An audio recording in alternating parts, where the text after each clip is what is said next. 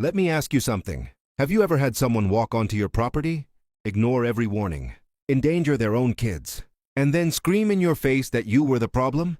Because that's exactly what happened to me. And it all started with a lake. Not a pretty postcard lake. Not some peaceful family-friendly pond. This was a deep, unpredictable, dangerous body of water that had already taken lives. And yet, one entitled HOA Karen decided she knew better than everyone. Including me, including the police, including the city, including the coroner. I live just outside a suburban neighborhood that recently built a new HOA community. Rows of identical houses, manicured lawns, those tiny decorative trees developers love to plant. My property borders the back edge of the development, and on my land sits the lake. Technically, it's more like a quarry lake. Decades ago, this area had been mined. When the company left, groundwater filled the pit, creating this deep, cold, unstable lake. It looks peaceful on the surface. That's the problem.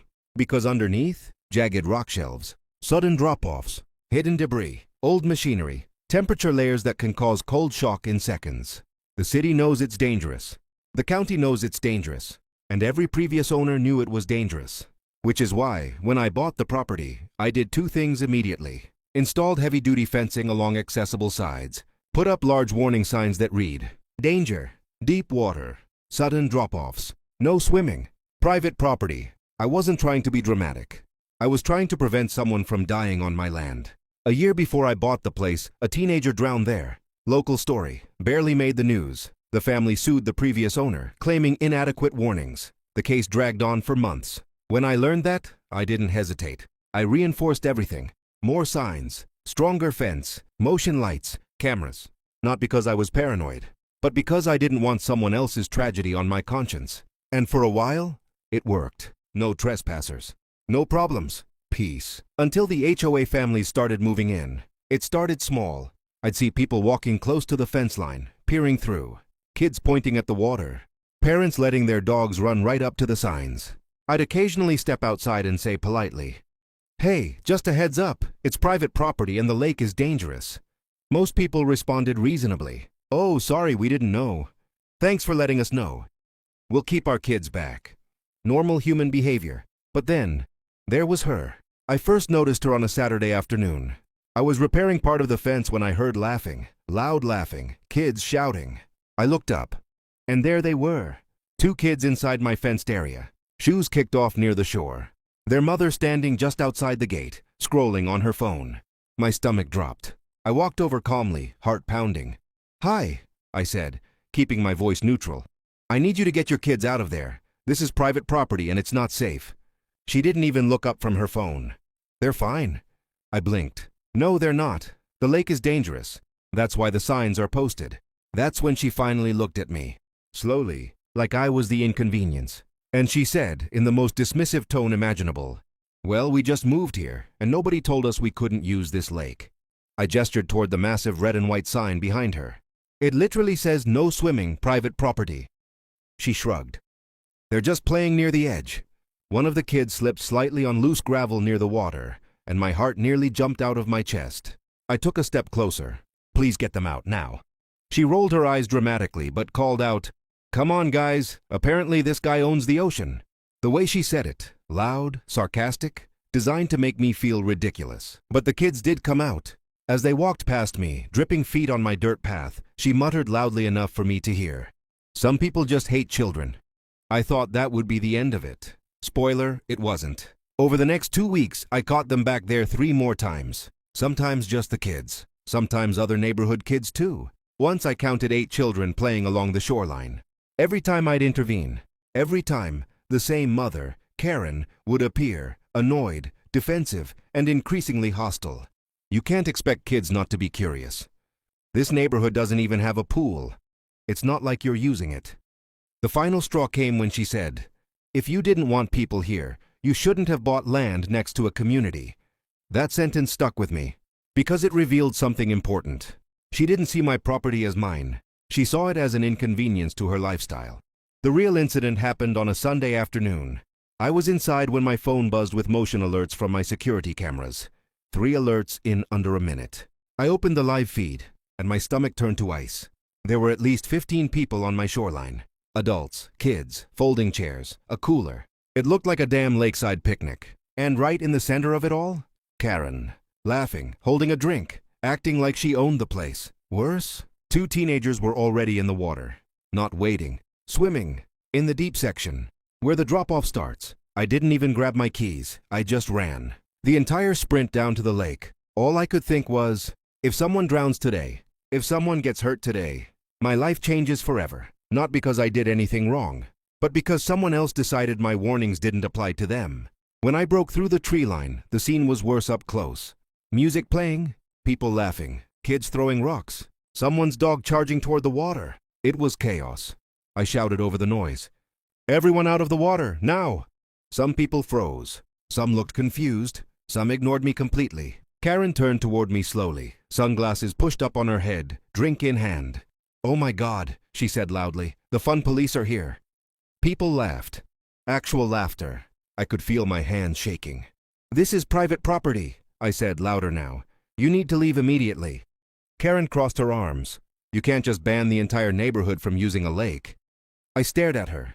It's not a neighborhood lake. It's my property. She scoffed. My husband pays HOA fees. I actually paused, stunned.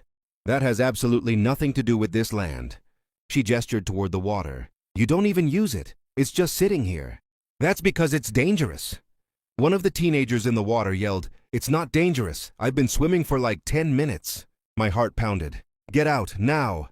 Karen turned to them and said, Ignore him. He's just being dramatic. That's when something in me snapped. Not in a violent way, but in a very serious, very calm way. I pulled out my phone, and I dialed 911. As the phone rang, Karen's confident smile finally wavered. What are you doing? She demanded. I didn't look at her, didn't argue, didn't explain. I just spoke into the phone. Yes, I need officers at my property. I have multiple trespassers refusing to leave. Some are swimming in a hazardous lake. Karen's face went pale. Around her, the laughter died. The teenagers in the water stopped splashing. And suddenly, everyone realized I wasn't joking. The moment I said hazardous lake to the dispatcher, the entire atmosphere shifted. The music shut off. Parents started whispering. Kids slowly backed away from the shoreline. Even the two teens in the water froze, treading nervously. Karen didn't move. She just stared at me like I'd personally offended her. You seriously called the cops? She said, loud enough for everyone to hear. Yes, I said calmly. For this? She scoffed, waving her arm at the group like she was presenting a harmless backyard barbecue. You're unbelievable. One of the other parents spoke up, uneasy now. Wait, this isn't a community lake? Karen turned sharply. Of course it is. It's literally right behind our houses. I looked at the woman who asked. She looked confused, concerned. No, I said clearly. It's private property. Always has been. Murmurs rippled through the group. Karen's head snapped back to me. Don't listen to him. He's just trying to control everything. Control everything. Like I was some power-hungry villain for not wanting children to drown on my land. A few people started gathering their things. Chairs folded, towels collected, cooler lids slammed shut. But Karen? She planted herself right there. Hands on hips, chin lifted. I'm not going anywhere, she announced. The HOA told us this was shared green space. That made several heads turn. I frowned. That's not true. Oh yeah? She shot back. Prove it. I almost laughed. You want me to prove I own my own land? She folded her arms. You want to kick out an entire neighborhood? Then yeah, prove it. The audacity was unbelievable. This wasn't confusion anymore. This wasn't ignorance. This was entitlement in its purest form. A distant wail cut through the air. Sirens. Everyone heard them. And in real time, I watched Karen's confidence falter for half a second, before she straightened her shoulders again like she was gearing up for battle. Good, she said loudly. Let them come. They'll straighten this out. Several parents froze, clearly reconsidering their position. One dad muttered, We should probably just go. Karen whipped her head toward him. Why? We didn't do anything wrong. He didn't respond. He just picked up his kid and started walking away. Others followed. Not everyone. About 6 adults stayed. A few kids. And Karen, front and center, like she was about to argue her case before the Supreme Court. 2 patrol cars pulled up near the edge of my driveway. Doors opened. Officers stepped out. And immediately, Karen began marching toward them. Not walking. Marching. With purpose. With confidence. With that same energy as someone who's already decided they're right and everyone else is about to be educated. I followed at a slower pace, heart still racing. I watched as she reached them first. "You need to arrest this man," she said the second she reached the nearest officer. The officer blinked. "Ma'am? He's harassing families. He's screaming at children. He called the police because we were using the community lake." The officer looked over her shoulder toward me, then back at her. "Okay," he said calmly. "Let's slow down." Karen turned toward the remaining crowd like she had an audience. "We pay HOA fees for amenities, and he's trying to take that away because he doesn't like kids." I reached the officers. "Hi," I said. "I'm the property owner. They're trespassing." Karen let out a loud theatrical scoff. "There he goes again." The officer held up a hand toward her. "Ma'am, please." She didn't stop. "He's been threatening us for weeks. He yells at our kids. He installed those scary signs just to intimidate people." The other officer glanced toward the lake, then toward the signs. "Those are pretty standard warning signs," he said. Karen ignored that. "And now he's trying to say we're criminals for swimming in what is clearly a public resource." The officer turned to me. "Sir, is this your property?" "Yes," I said simply. Karen jumped in immediately. "He's lying." I didn't raise my voice, didn't argue. I just pulled out my phone and opened my property survey. Then I opened the county parcel map.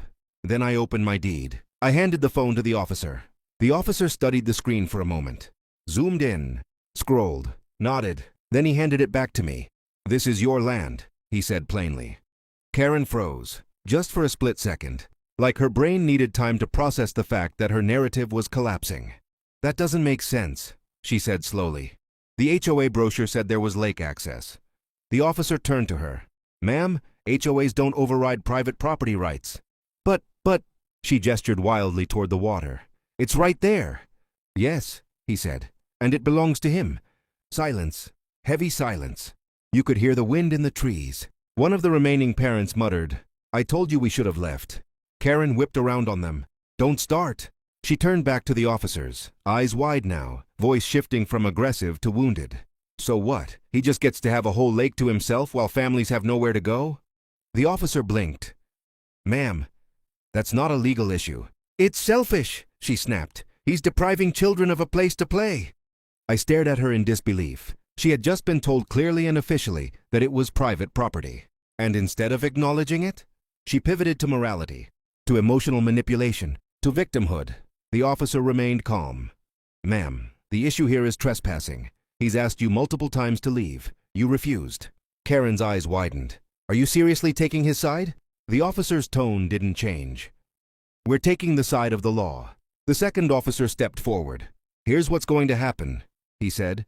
"Everyone who is not the property owner needs to leave. Now." A few people didn't need to be told twice. They grabbed their kids and practically jogged away. Karen didn't move. "You're not hearing me," she said. "This is a community issue. The HOA." "Ma'am," the officer interrupted, more firmly now. "This is not an HOA matter. This is a private property matter. And if you continue to refuse to leave, you can be cited for trespassing." The word cited finally seemed to penetrate. Karen looked around. Not as many supporters now. No applause. No backup. Just awkward parents pretending not to make eye contact. Her voice dropped slightly. "This is ridiculous." But she finally picked up her bag. Slowly, dramatically, like she wanted everyone to know she was the victim here. As she passed me, she leaned in and hissed, "This isn't over." Within minutes, the area was empty again. The officers stayed a bit longer. One of them walked with me along the shoreline. "This really is dangerous," he said quietly, looking at the water. "Yes," I replied, "that's the point." He nodded. "You're doing the right thing." Before leaving, he added, "If they come back, call us. Don't argue. Don't engage. Just call." I thanked them. They left. The quiet returned. But I didn't feel relief. I felt dread. Because I knew people like Karen. She wasn't done. Not when she believed she'd been wronged. Not when she thought she was entitled to something she didn't have. And I was right. 2 days later, I opened my mailbox. Inside was an envelope. Not from the police. Not from the city. From the HOA. I opened it, and my stomach dropped.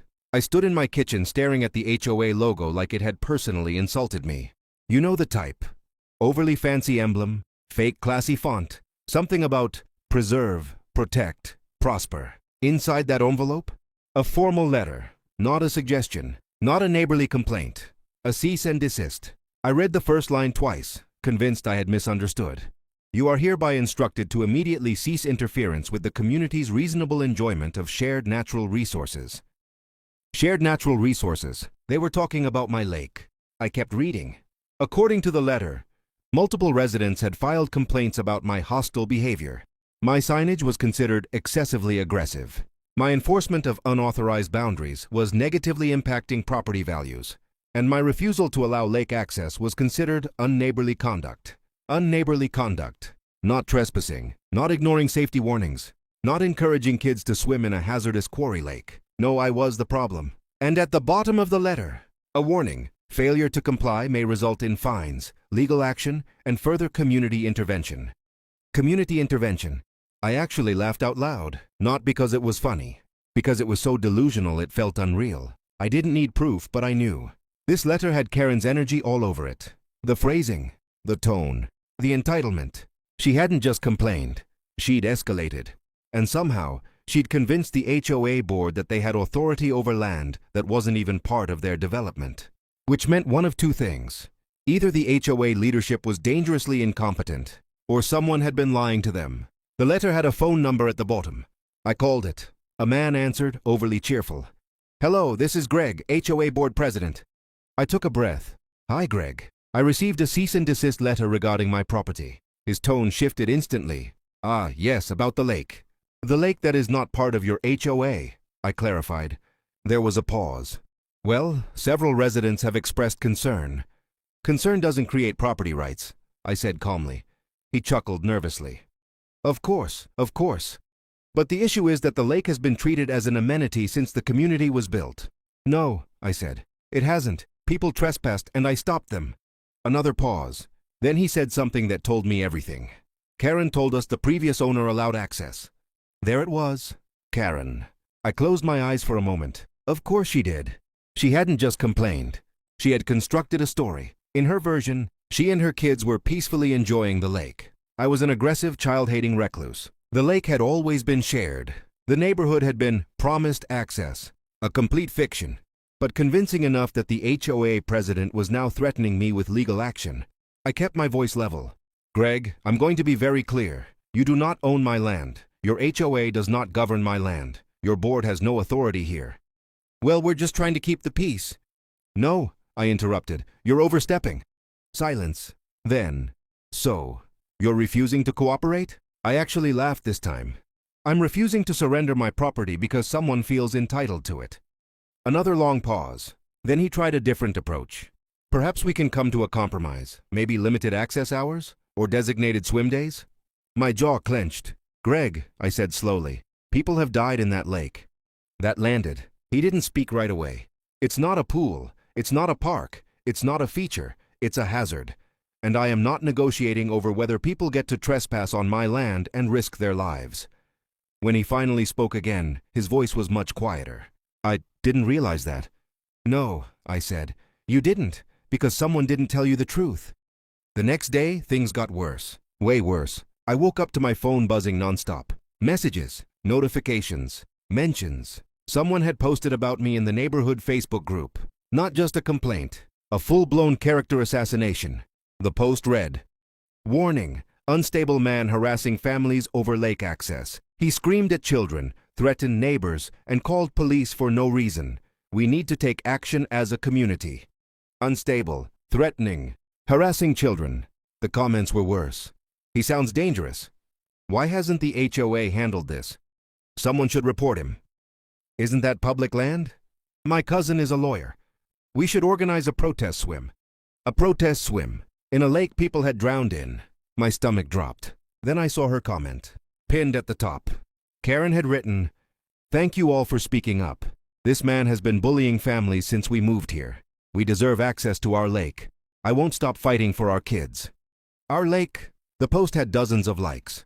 Dozens of people who had no idea what they were talking about. Now emotionally invested. That's the dangerous thing about narratives. Facts don't spread as fast as outrage. That evening someone rang my doorbell. I checked the camera. Karen, standing on my porch, smiling. Not friendly, not nervous. Smiling like she'd won something. I opened the door but stayed behind the screen. "What do you want?" I asked. "Oh, just thought we should talk like adults." she said sweetly. I didn't respond. She tilted her head. You've made yourself quite the reputation in the neighborhood. You mean the reputation you fabricated?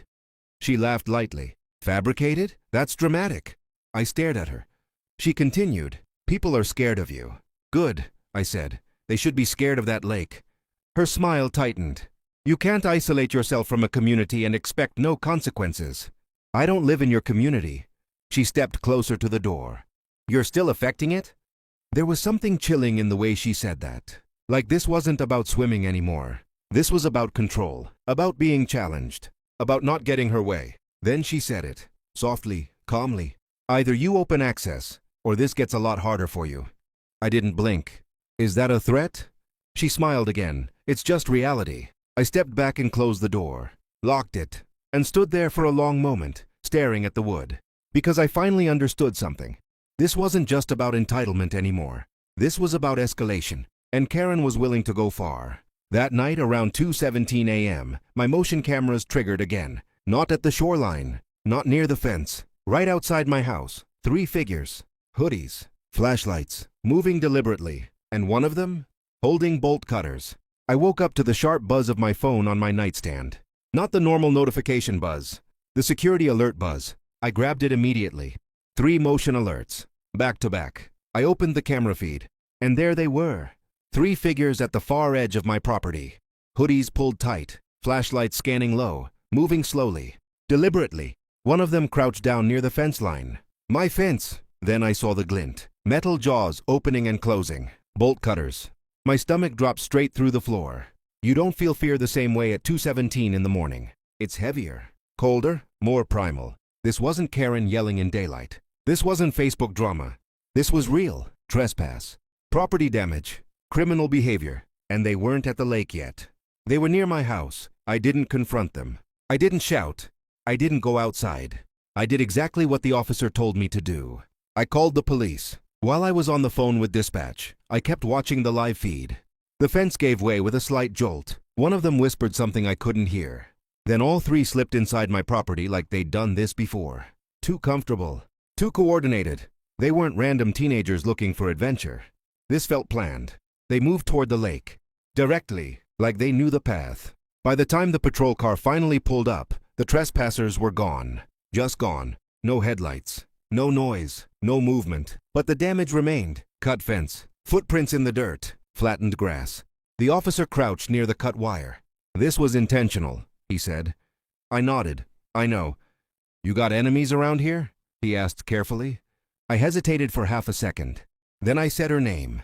Karen. He didn't look surprised. That told me everything.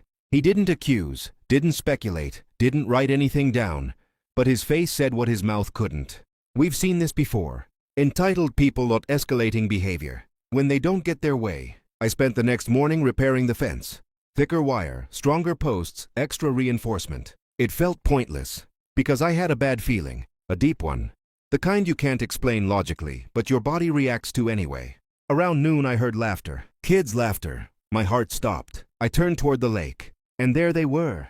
Again, not 1 or 2. A group at a big one. At least 20 people. Coolers, floaties, music, chairs. And right at the front, Karen. She saw me immediately, smiled and waved. Actually waved. Like this was some twisted neighborhood barbecue she'd successfully organized. I walked toward the shoreline with a cold, controlled calm. I didn't yell, didn't run, didn't panic. But every step felt like walking toward a disaster I couldn't stop. Karen greeted me cheerfully. Good afternoon, she said, overly bright. We decided to make this a community event. I stared at her. You cut my fence. She blinked. Excuse me? You had someone cut my fence last night. Her face didn't change. Her voice didn't change. I have no idea what you're talking about. But her eyes were enjoying this. I opened my mouth to tell everyone to leave again. But I never got the chance, because suddenly, from the water, I heard screaming. Not laughter, not splashing, real panic. Someone yelled, "He's not coming back up." Everything froze. Then chaos exploded. People dropped their drinks. Parents stood up too fast. Someone ran into the water without thinking. I sprinted. I reached the shoreline just in time to see it. A teenage boy, thrashing, not swimming, sinking, fighting the water like it was pulling him down, because it was. Cold shock. drop-off, panic. Everything I'd warned about, happening in real time. People screamed. Someone shouted, "Call 911." Someone else cried, "I can't see him." They looked at the water like it betrayed them, like it wasn't exactly what I said it was. I didn't hesitate. I ran along the edge to the spot where the shelf drops, grabbed the emergency rope I kept hidden in a tree, threw it. Once, twice. On the third throw, he grabbed it. Barely. I pulled, every muscle screaming, heart pounding, hands burning from the rope. He wasn't helping much. He was in shock, disoriented, terrified. I dug my heels into the dirt and pulled like my life depended on it, because his did. Finally, he came within reach. 2 other adults grabbed his arms. We dragged him onto shore. He collapsed, coughing violently, shaking uncontrollably. Alive, barely. No one spoke. Not a word, just the sound of the boy gasping for air. The lake sat behind us, calm, unbothered, innocent-looking, like it always had, like it always would. Karen stood frozen, staring. Her face had changed. Not angry, not smug, not defiant, just shocked. Like for the first time, reality had punched through her narrative. My voice didn't rise. It didn't need to. I said quietly, "This is why." She didn't answer. She couldn't. Because for the first time since this began, there was nothing she could say. Someone had called 911. This time not me. This time one of them. Ambulance. Police. Paramedics. The whole scene transformed in minutes. The boy was loaded onto a stretcher. Oxygen mask. Blanket. Shaking. His mother cried hysterically. The officers arrived. Recognized me immediately. Recognized Karen too. And the look they gave her? It wasn't neutral anymore. One officer pulled me aside. "You warned them," he said quietly. "Yes." "They came back anyway?" "Yes." He looked toward the group, toward Karen, toward the boy being taken away. "Stay available," he said. "We're documenting everything." Karen was no longer talking, no longer leading, no longer controlling the narrative. She stood alone, and for the first time, she looked small. As the emergency vehicles pulled away, as people slowly packed up in shaken silence, I thought maybe, just maybe, they finally understood. Maybe now the warnings would mean something. Maybe now Karen would stop. Then my phone buzzed. A new post in the neighborhood group, posted by Karen. It read, "This wouldn't have happened if he had made the lake safe for families." And I realized something terrifying. Even after everything, even after a child almost died, she still wasn't taking responsibility. The day after the near drowning, everything changed. Not slowly, not gradually, immediately.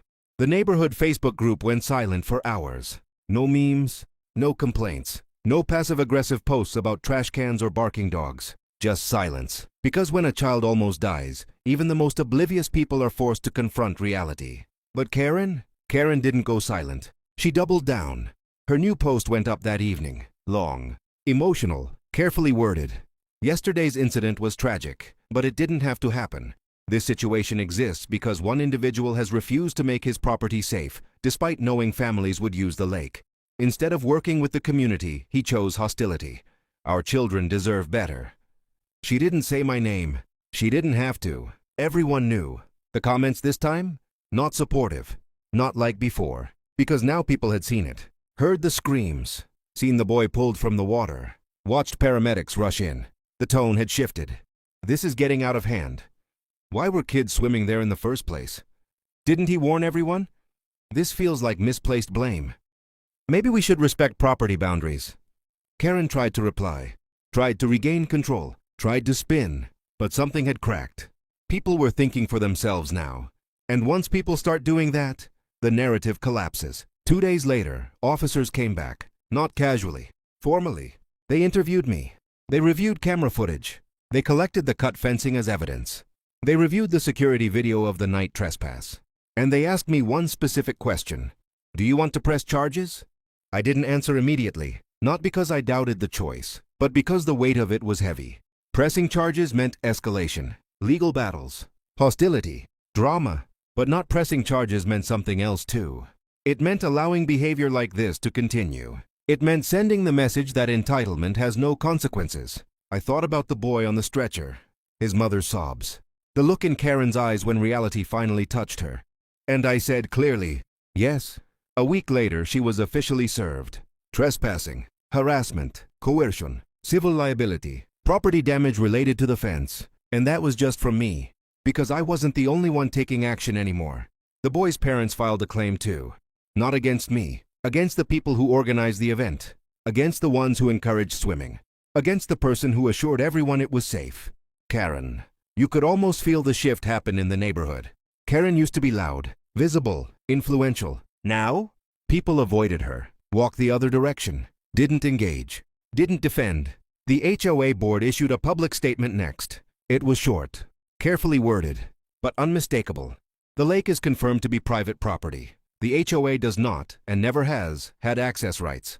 We condemn all trespassing and encourage residents to respect property boundaries and safety advisories. Translation? Karen lied. The HOA believed her. The HOA now regretted it. Even better, they issued a follow-up. Any individual representing otherwise did so without authority. They didn't name her. They didn't need to. I didn't attend the first hearing. I didn't need to, but I read the summary afterward. Karen had argued that she was advocating for community interests, that she believed the land was shared, that she was emotionally invested in her children's quality of life. The judge wasn't interested, because beliefs don't override deeds. Emotions don't override laws. Entitlement doesn't override property rights. The evidence did the talking. The warning signs, the police reports, the security footage, the cut fence, the Facebook posts, the eyewitness statements, the near-drowning report. A pattern. Clear. Documented. Unavoidable. She didn't go to jail. This wasn't that kind of case, but she lost. In every way that mattered. Restraining order. No contact order. Fines for trespassing. Civil liability exposure. Public record. And worst of all for someone like Karen, reputation damage. Because entitlement thrives in whispers. In groupthink. In echo chambers. But once exposed to light, it shrivels. Something unexpected happened after that. People started respecting the fence. Not begrudgingly, not resentfully. Respectfully. A few parents even approached me. Apologized. Not dramatically. Not defensively. Genuinely. I didn't realize how dangerous it was. I'm sorry we didn't listen sooner. Thank you for saving that kid. One father stood at the fence one afternoon with his son beside him and said, "This is why we don't go past the signs." And his son nodded, like it made sense. Because it did. A month later, Karen's house went up for sale. No announcement. No dramatic post. No goodbye. Just a sign in the yard. Gone within weeks. Maybe she moved because of the legal fallout. Maybe because of the social isolation. Maybe because it's hard to live somewhere where everyone remembers what you did. I don't know. And honestly, I don't care. The lake still looks peaceful, still calm, still reflective, still deceptively beautiful. The signs are still there. The fence is stronger. The cameras are better. Sometimes kids walk near the edge on the public side. They point. They ask questions. And sometimes parents answer correctly now. That's not ours. That's dangerous. That's someone else's land. And I stand there sometimes, watching the water, thinking about how close this came to tragedy, thinking about how entitlement nearly cost a life, thinking about how easily people ignore boundaries until consequences force them to understand. People think stories like this are about property. They're not. They're about boundaries, about respect, about responsibility, about the dangerous belief that wanting something means you deserve it. Karen wanted the lake. She wanted control. She wanted validation. She wanted to be right. But the world doesn't work on what you want. It works on what's real. And reality doesn't bend for entitlement. Reality almost took a life that day. And that's something no Facebook post, no narrative, no excuse could ever undo. So if you ever hear someone say, "They're just being dramatic about safety," they should just share. They're overreacting. Remember this. Sometimes the person enforcing the boundary is the only one actually protecting everyone.